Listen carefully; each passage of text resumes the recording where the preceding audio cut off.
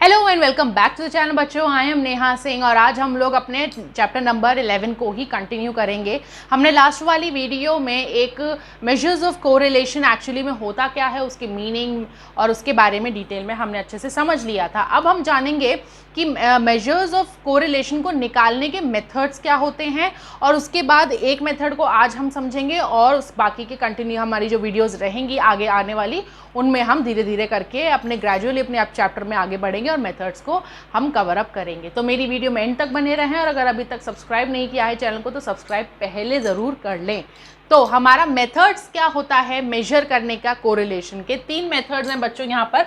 एक है scattered diagram, एक है Karl Pearson's coefficient of correlation और एक है स्पीयर्समैन रैंक कोरिलेशन कोएफिशिएंट। ठीक है, तो ये तीन मेथड्स रहेंगे आपके टोटल इस चैप्टर में, जिसमें कि हम उसको डिटेल में बाद में एक एक करके समझेंगे। आज हम लोग इस वीडियो में कवर अप करेंगे पहले स्कैटर डायग्राम। ईजी सा डायग्राम है, ईजी सा हमारा एक मेथड है जो फटाफट से आज ही के दिन में हमारा आज ही की वीडियो में हमारा वो खत्म हो जाएगा। तो स्कैटर डायग्राम क्या होता है? A simple and attractive method of diagrammatic representation of A bivariate distribution to determine the nature of correlation between the variables। Bivariate का मतलब यहाँ पर क्या हो जाता है? बाईवेरिएट डिस्ट्रीब्यूशन उसको बोलते हैं जहाँ पर हम दो वेरिएबल्स को इंक्लूड करके चलते हैं। हमने लास्ट वीडियो में समझ लिया था कि कोरिलेशन में दो वेरिएबल्स को इंक्लूड किया जाता है, उनके बीच के रिलेशनशिप को जाना जाता है कि कैसे वो एक दूसरे को किस तरीके से अफेक्ट करते हैं, कितने हद तक इफेक्ट करते हैं, वो हमने टाइप्स ऑफ कोरिलेशन में समझ लिया था। ठीक है,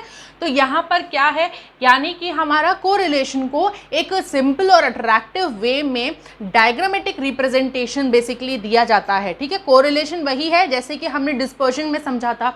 हमने अलग अलग मेथड्स देखे थे डिस्पर्जन के, standard deviation, mean deviation, quartile deviation और फिर लास्ट में हमने लॉरेंस कर्व देखा था जिसमें कि हमें डिस्पर्जन बताना था एक ग्राफ के तौर पे, एक कर्व के तौर पे। तो वही चीज़ है यहाँ पर हम कोरिलेशन जब एक डायग्रामेटिक प्रेजेंटेशन देते हैं तो उसको हम स्कैटर डायग्राम बोल देते हैं। ठीक है, तो यहाँ पर क्या है, हमें जो बाईवेरिएट डिस्ट्रीब्यूशन है वो हमें डिटरमाइन करना है, यानी कि हमें नेचर डिटरमाइन करना है कि किसी भी दो वेरिएबल में अगर कोरिलेशन है तो वो किस तरीके का है, वो हम इस स्कैटर डायग्राम से जानते हैं। ठीक है, अब स्कैटर डायग्राम के भी अलग अलग पार्ट्स हैं, जैसे कि मैंने इससे पहले वाली जो वीडियो थी उसमें हमने डिग्रीज देखी थी कोरिलेशन की, हाई, मॉडरेट, लो। तो वही चीज़ है कि इसमें हम जो है वो एक्सटेंट जानेंगे कि और उन एक्सटेंट को किस तरीके से रिप्रेजेंट किया जाता है। जैसे कि अगर पॉजिटिव है तो वो कैसे, पॉजिटिव कोरिलेशन है तो वो कैसे रिप्रेजेंट करेंगे, अगर नेगेटिव कोरिलेशन है तो कैसे करेंगे, हाई है तो, मॉडरेट है तो, लो है तो किस तरीके से करेंगे। ठीक है, तो हम इसमें क्या जानते हैं, determine the nature of correlation, यानी कि किस तरीके का यहाँ पर रिलेशनशिप है उन दोनों वेरिएबल्स के बीच में, whether it is positive, negative, high, बहुत ज़्यादा कोरिलेटेड है या बहुत बिल्कुल ही कम कोरिलेटेड है। ठीक है, तो ये अब हम और इसमें समझेंगे। तो स्कैटर डायग्राम बेसिकली क्या हो गया, कोरिलेशन को हम दो वेरिएबल्स के कोरिलेशन को डायग्रामेटिक प्रेजेंटेशन देते हैं और उसके थ्रू हम जानते हैं कि दो वेरिएबल्स के बीच में कोरिलेशन का क्या नेचर है। ठीक है, अब इसके मेरिट्स और डीमेरिट्स क्या हो जाएंगे? मेरिट्स है कि सिंपल है, डायग्रामेटिक प्रेजेंटेशन है तो ऑब्वियस है कि सिंपल तो बहुत होने वाला है, हम देखने भर से हम समझ जाते हैं कि यहाँ पर क्या हो रहा है, किस नेचर का या कितने एक्सटेंट का यहाँ पर कोरिलेशन है दो वेरिएबल्स के बीच में। ठीक है, तो सिंपल है, इजी अंडरस्टैंडेबल, ऑब्वियस है। डायग्राम्स बनाए ही इसीलिए जाते हैं कि वो इजीली हमें देखने भर से समझ में आ जाए कि यहाँ पर एग्जैक्टली वेरिएबल्स के बीच में क्या हो रहा है, एग्जैक्टली जो हमारा डेटा है वो क्या रिप्रेजेंट कर रहा है। ठीक है, तो सिंपल बनाने में बहुत ही सिंपल होता है प्लस इजी टू अंडरस्टैंड होता है। देन फर्स्ट स्टेप, यानी कि हमारे कोरिलेशन में ये एक फर्स्ट स्टेप की तरह स्कैटर डायग्राम को यूज़ किया जाता है, यानी कि हम देखने से ही डेटा में ये समझ पा रहे हैं कि इन दोनों में किस तरीके का कोरिलेशन है। तो हमारा सबसे पहला स्टेप कोरिलेशन में स्कैटर डायग्राम को बताया गया है। Not affected by the extreme items, extreme items हैं तो होने दो, कोई फर्क नहीं पड़ता। स्कैटर डायग्राम में एक्सट्रीम आइटम्स हैं तो भी अगर हमारा एक जैसे ये हमारा ग्राफ है, ठीक है, अगर हमारा एक यहाँ पर आ रहा है डेटा और दूसरा डेटा यहाँ पर आ रहा है, कोई फ़र्क नहीं पड़ता, यहाँ से हमें जोड़ना ही तो है, हमें ये बस इस तरीके से एक ग्राफ ही तो दिखाना है। अब इसमें वो एक्सट्रीम वैल्यूज़ है नहीं है कोई फ़र्क नहीं पड़ता है, ठीक है। तो ये वाला जो नेचर होता है not affected by extreme items, ये वैसे भी बहुत ही कम मेजरमेंट्स होते हैं जो कि इफ़ेक्ट नहीं करते हैं एक्सट्रीम वैल्यूज से, ठीक है। तो ये उनमें से एक है कि हमारा जो स्कैटर डायग्राम है वो एक्सट्रीम आइटम्स से अफेक्टेड नहीं होता है, ठीक है।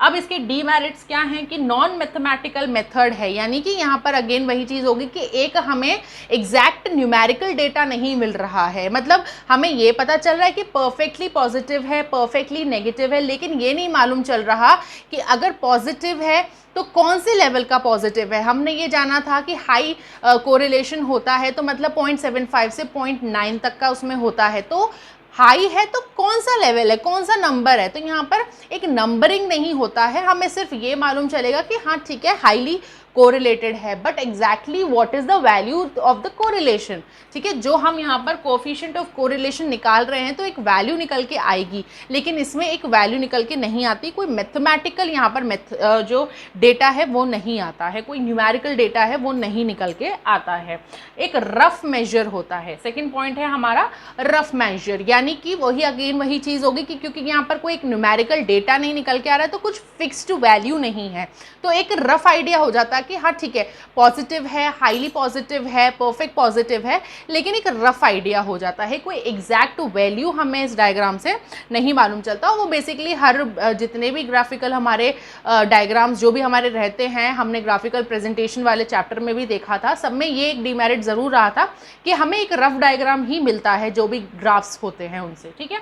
फिर है अनसूटेबल फॉर लार्ज ऑब्जर्वेशन, यानी कि हम यहाँ पर सिर्फ ज़्यादा से ज़्यादा 5 या 6 डेटा तक ही यहाँ पर दिखा पाएंगे, ज़्यादा डेटा हम इसमें नहीं दिखा पाएंगे। अगर हमारे 25 से 50 अगर कोई डेटा यहाँ पर गिवन है तो वो हमें यहाँ ग्राफ में हम नहीं दिखा पाएंगे, वो चीज़ प्रेजेंट नहीं हो पाएगी, क्योंकि कोई एक एक बड़ा बड़ा चार्ट पेपर के ग्राफ्स थोड़ी ना बनते हैं। डायग्राम्स बनाने का मेन मकसद ही होता है कि हमें कम से कम जगह में एक अच्छा प्रेजेंटेशन हम डेटा का दे पाएँ। अब उसी जगह अगर हम 25 से 50 डेटा अगर उसमें रिप्रेजेंट करने लग जाएंगे तो वो जो उसका मेन बेसिक जो ग्राफिकल दिखाने का जो कैरेक्टरिस्टिक है, जो फीचर है, वही ख़त्म हो जाएगा उसमें, ठीक है। तो इसमें हम क्या है एक लिमिटेड नंबर ही हम यहाँ पर शो कर सकते हैं, लिमिटेड नंबर ऑफ डेटाज हैं वही हम यहाँ पर दिखा सकते हैं हमारे स्कैटर डायग्राम में। अगर इसी जगह अगर हमें 25 से 50 या उससे ज़्यादा का डेटा अगर गिवन है तो उसका हमें स्कैटर डायग्राम बनाना पॉसिबल नहीं हो पाएगा, ठीक है।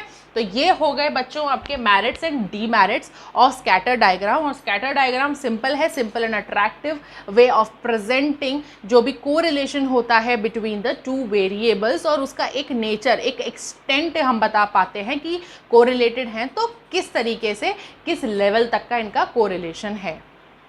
अब हम देख लेते हैं कि इंटरप्रिटेशन स्कैटर डायग्राम में किस तरीके से किया जाता है। यानी कि अगर हमें कोई डायग्राम गिवन है, अगर हमें कोई डेटा गिवन है, कोई वेरिएबल्स हमें गिवन है, तो उसमें हम किस तरीके से बताएंगे कि हाँ भाई इसमें जो कोरिलेशन है वो परफेक्ट पॉजिटिव है, या कैसे बताएंगे कि वो नेगेटिव है, या कैसे उनकी डिग्रीज हम जो हैं वो फाइनलाइज करते हैं, ठीक है।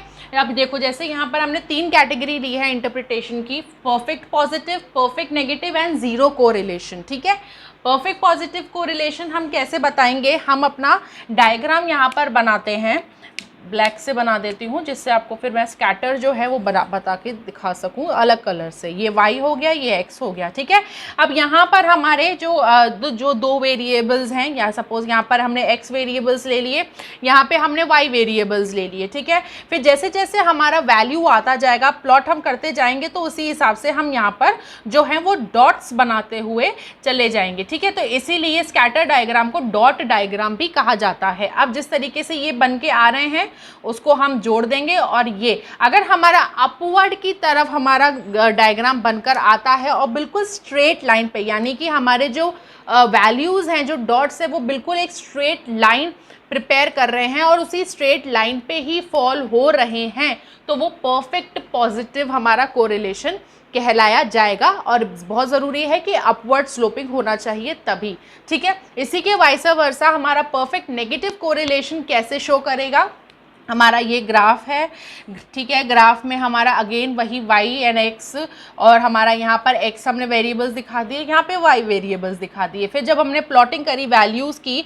तो वो कुछ इस तरीके से बन के आ रहा है कि यहाँ पर नेगेटिव किस तरीके से आ रहा है कि डाउनवर्ड स्लोपिंग हमारा बन रहा है। जब हमारी लाइन प्रिपेयर हो रही है तो उसके जो वैल्यूज़ हैं वो एग्जैक्टली हमारे एक तो बिल्कुल स्ट्रेट लाइन पे पड़ रहे हैं, प्लस वो डाउनवर्ड स्लोपिंग है, तो इसीलिए उसको हम बोल देंगे नेगेटिव, परफेक्ट नेगेटिव। परफेक्ट क्यों? क्योंकि वो बिल्कुल एग्जैक्टली लाइन पर ही सारे जो डॉट्स हैं, सारे जो वैल्यूज़ हैं वो फॉल हो रहे हैं, इसलिए परफेक्ट। और नेगेटिव इसीलिए क्योंकि वो डाउनवर्ड स्लोपिंग है, और पॉजिटिव इसीलिए क्योंकि वो अपवर्ड स्लोपिंग थे, ठीक है।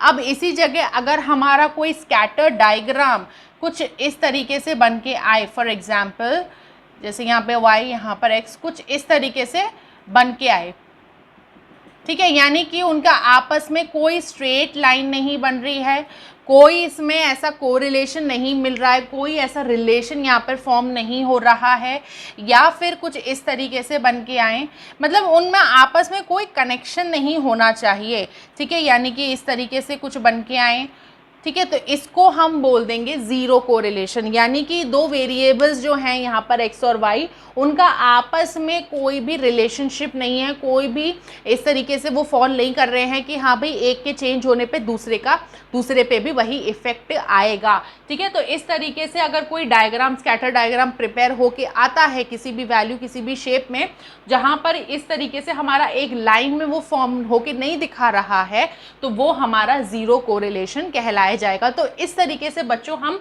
इंटरप्रेट करेंगे स्कैटर डायग्राम से हमारा कोरिलेशन। इंटरप्रेट यानी कि ये डायग्राम बन गया तो अब इससे हम पता लगा सकते हैं कि दो वेरिएबल्स के बीच में कोरिलेशन किस तरीके का है, क्योंकि यहाँ पर कोई वैल्यू नहीं है, कोई न्यूमेरिकल डेटा नहीं है, तो हम पॉजिटिव, नेगेटिव, हाई, लो, मॉडरेट कैसे पता लगाएंगे? वो इन्हीं डायग्राम के जो शेप्स बेसिकली बन के आ रहे हैं, इन डॉट्स की जो प्लेसिंग है उससे हम कोरिलेशन का एक्सटेंट जो है, नेचर जो है वो पता लगाते हैं। अब बच्चों हमने ये तो देख लिया कि परफेक्ट पॉजिटिव कौन सा होगा, परफेक्ट नेगेटिव कौन सा होगा, लेकिन ज़रूरी नहीं है कि हर बार वैसे ही हो।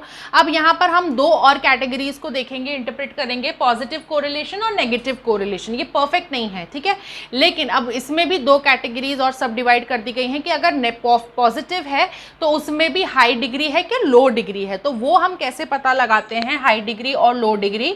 जैसे कि फॉर एग्जाम्पल यहाँ पे अगेन हमारा ग्राफ है, एक्स एक्सिस y एक्सिस, यहाँ पे x वेरिएबल, यहाँ पे y वेरिएबल, ठीक है। एक हमारी स्ट्रेट लाइन है, क्योंकि यहाँ पर अब हम पॉजिटिव दिखा रहे हैं तो ऑब्वियस है अपवर्ड की तरफ बनेगी, लेकिन जो हमारे वैल्यूज़ है ना वो इस लाइन पे एग्जैक्टली तो नहीं आ रहे हैं, लेकिन उससे ही बिल्कुल लाइन से बिल्कुल बहुत ही नैरो सा ही डिफरेंस है, ठीक है। तो इस तरीके का जो होता है वो हाई डिग्री ऑफ कोरिलेशन कहलाया जाएगा। पॉजिटिव तो है क्योंकि अपवर्ड स्लोपिंग है, लेकिन हाई डिग्री कैसे है, जो एकदम 45 डिग्री की जो हमारी लाइन जा रही है उसी के ही बिल्कुल उससे टच करते हुए, ज़्यादा उसमें दूरी नहीं है, ठीक है। अब इसी जगह अगर लो डिग्री है, ठीक है, तो लो डिग्री कैसे हो जाएगी, हमारा डेटा स्ट्रेट लाइन है 45 डिग्री की, लेकिन जो उसके वैल्यूज़ हैं वो उस स्ट्रेट लाइन से बहुत दूर हैं, है तो वो भी अपवर्ड ही स्लोपिंग और है तो वो बिल्कुल मतलब ऊपर की तरफ ही जा रहे हैं।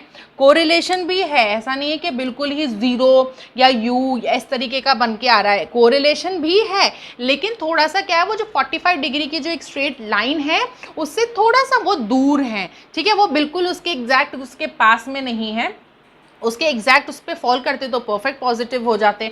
तो वो है, सारी चीज़ें वही हैं, लेकिन जो उनका दूरी है, जो डिस्टेंस है वो थोड़ी सी ज़्यादा है, तो वो लो डिग्री हो जाएगी, ठीक है। तो इस तरीके से बच्चों हम स्कैटर डायग्राम में जो अलग अलग नेचर, अलग अलग एक्सटेंट ऑफ कोरिलेशन है वो नापते हैं। इसी तरीके से हमारा नेगेटिव में भी हाई और लो डिग्री आ जाएगा।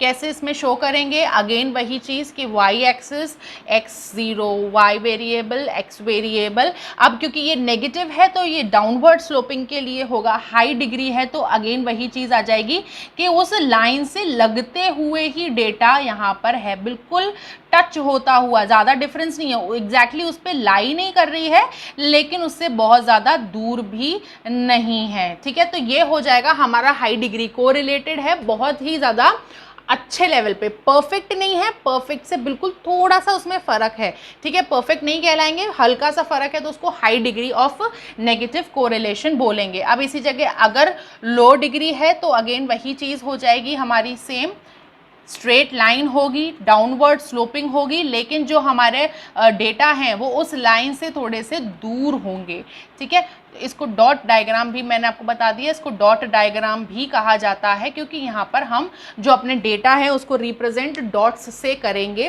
ठीक है। तो अगर लो डिग्री ऑफ नेगेटिव कोरिलेशन है तो हमारा जो लाइन जो आ रहा है स्ट्रेट लाइन, उससे थोड़ा सा दूरी से हटके हमारे जो डॉट्स हैं, जो बेसिकली डेटा है, वो जो उनके बीच के जो दो वेरिएबल्स के बीच का जो कोरिलेशन है वो थोड़ा सा डिस्टेंस पे वो आएगा, ठीक है।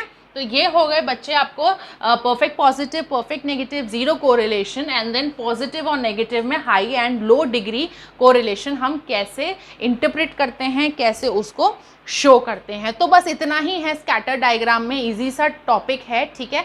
तो बस इतना सा ही हमारा स्कैटर डायग्राम रहेगा। अब इसमें हम एक क्वेश्चन और देख लेते हैं कि क्वेश्चन अगर आ जाए तो हम उसको कैसे सॉल्व करेंगे, क्योंकि इजी क्वेश्चन है तो बहुत बच्चे इसको कवर अप नहीं करते हैं, और फिर वैसे तो इजी है लेकिन जब हम उसको जब तक एक दो बार प्रैक्टिस नहीं करेंगे तब तक हमें नहीं आएगा ना कि किस तरीके से उसको शो करना है, ठीक है। तो इसकी थ्योरी तो बहुत ईजी है, एक बार हम इसके क्वेश्चन को और समझ लेते हैं। अब एक क्वेश्चन देख लेते हैं स्कैटर डायग्राम का, और वैसे भी अभी CBSE का हमारा पूरा एकदम नया पैटर्न आएगा इस साल, तो हम पहले से ही नहीं सोच के चल सकते कि कौन सा टॉपिक यहाँ पर इम्पॉर्टेंट है, कौन सा टॉपिक यहाँ पर इम्पॉर्टेंट नहीं है, क्योंकि इवन CBSE के लिए ये फर्स्ट टाइम है, तो वो क्या वहाँ पे सरप्राइज़ आ जाए एग्ज़ाम में, हमें उनको खुद को भी नहीं पता वो क्या देने वाले हैं, इसलिए हमें किसी भी टॉपिक को हल्के में नहीं लेके चलना है, ठीक है। तो अब यहाँ पर क्या गिवन है हमारा डेटा हमारा बोलता है कि ये x है वेरिएबल और ये y वेरिएबल है, इसका हमें स्कैटर डायग्राम बनाना है, और फिर उस स्कैटर डायग्राम के थ्रू हमें बताना है कि किस टाइप का यहाँ पर कोरिलेशन हो रहा है इन दोनों का, ठीक है। तो हम यहाँ पर हमारा ग्राफ बना लेते हैं, y x 0, यहाँ पर हम अपना ये y वेरिएबल दिखाएंगे, यहाँ पर हम अपना x वेरिएबल का दिखाएंगे, ठीक है। जिस हिसाब से हमारा डेटा चल रहा है हम 5 का यहाँ पर स्केल लेके चलते हैं, तो 5, 10, 15, 20, 25 एंड 30 है last, then again 5, then 10, then 15, then 20, I think इतने में हो जाएगा हमारा काम, ठीक है। अब सबसे पहले हमारा y वेरिएबल 7 है, तब हमारा x वेरिएबल 15 है, तो 5 यहाँ पर है, तो 15 समवेयर यहाँ पर हमारा फर्स्ट जो डॉट है वो आ जाएगा। देन हमारा x वेरिएबल 20 है, तो हमारा y वेरिएबल 10 है, ठीक है, तो ये आ जाएगा समवेयर अराउंड हियर, ठीक है।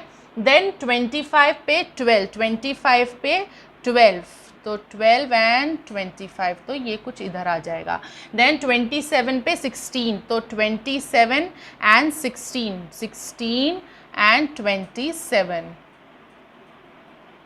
ठीक है। फिर लास्ट है 30 पे 18, यानी कि यहाँ पर हम ले लेते हैं हमारा 18 एंड देन 30 पे, ठीक है। तो ये बच्चों हमारा आ गया एक स्कैटर डायग्राम बन के। अब हमें स्कैटर डायग्राम तो हमने बना लिया, सिंपल है, डेटा देखा, डेटा के हिसाब से हमने यहाँ पर अपने डॉट्स जो हैं वो लगा दिए थे, डेटा के हिसाब से ही हम अपने जो स्केलिंग है वो यहाँ पर डालते हैं। स्केलिंग हमने ग्राफिक प्रेजेंटेशन में अच्छे से सीख लिया था कि किस बेसिस पे हम स्केलिंग लेते हैं, ठीक है। अब इस डायग्राम से हमें क्या समझ में आ रहा है, देखो अपवर्ड स्लोपिंग है तो पॉजिटिव है, ठीक है। क्या ये एक परफेक्ट लाइन है? बिल्कुल भी नहीं, क्योंकि अगर परफेक्ट लाइन होती तो ये कुछ यहाँ से इसके बाद ऐसे जाती, ठीक है बिल्कुल वैसी ही है, लेकिन अगर हम यहाँ पर अपनी लाइन प्रिपेयर करें तो लाइन से दूर नहीं है और ज़्यादा पास भी नहीं है, तो ये एक हमारा पॉजिटिव कोरिलेशन कहलाया जाएगा, ठीक है। तो ये बच्चों हो जाएगा हमारा पॉजिटिव, क्योंकि ये ऊपर की तरफ जा रहा है, अपवर्ड स्लोपिंग है, तो ये हमारा पॉजिटिव कोरिलेशन हो जाएगा। तो इस तरीके से बच्चों हम अपना स्कैटर डायग्राम जो है वो बनाते हैं, फिर उससे इंटरप्रेट करते हैं कि ये पॉजिटिव है, नेगेटिव, मतलब किस तरीके का यहाँ पर कोरिलेशन है दो वेरिएबल्स के बीच में। तो आई होप बच्चों आपको आज का जो इजी सा टॉपिक जो है वो समझ में आ गया होगा। अब हम मिलेंगे अपनी अगली वीडियो में जिसमें हम बात करेंगे कार्ल पियर्सन्स, हमारा जो कोएफिशिएंट ऑफ कोरिलेशन है, जहाँ से हमारा न्यूमेरिकल पोर्शन बेसिकली इस चैप्टर का शुरू होता है, और उसमें वही हमारा अलग अलग मेथड्स आ जाएंगे, actual mean method, shortcut, step deviation. जी हाँ, वो मेथड्स हमारा पीछा नहीं छोड़ने वाले हैं, वो चीज़ यहाँ पर भी रहेगी, और उसके अकॉर्डिंग हमारे जो कार्ल पियर्सन्स द्वारा जो कोएफिशिएंट ऑफ कोरिलेशन के अलग अलग मेथड के अलग अलग फॉर्मूलाज आएंगे, तो वो हम अगली वीडियो में कंटिन्यूएशन में ग्रेजुअली डिस्कस करेंगे। ठीक है, तो अब तब तक अपना ध्यान रखें, अपने परिवार वालों का ध्यान रखें, और इसी तरीके से मेरे वीडियोज़ और मेरे चैनल के संग अपना साथ बना कर रखें। Thank you.